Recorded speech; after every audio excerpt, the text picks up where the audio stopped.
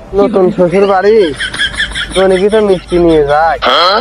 তুই আজকে দেখি বাজারে যায় তরমুজ মরুজ পাই নাই, যদি পাই তাহলে দেখি একটা নিয়ে যাওয়া লাগবে। এ ভাই তরমুজ তরমুজ চায়না থেকে আগত ভাই, নতুন মাল ভাই, একজন ভাই, উপরে সাদা ভিতরে লাল ভাই, নিউ আসছেন ভাই।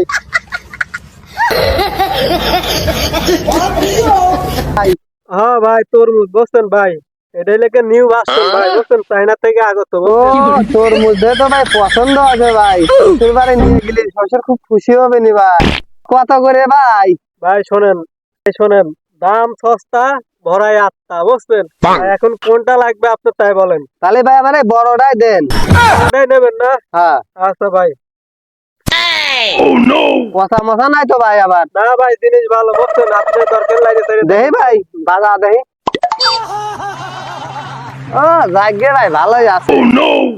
বাসনা মাসনা তো কয় না ভাই তরমুজ। না না করলে কি হবে, আপনি কাইতে দেন, ভিতরে কি লাল।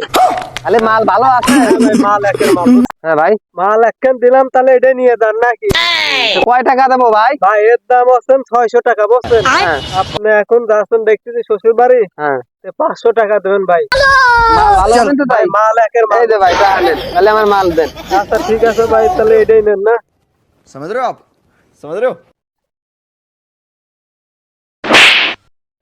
কোন শালা রে?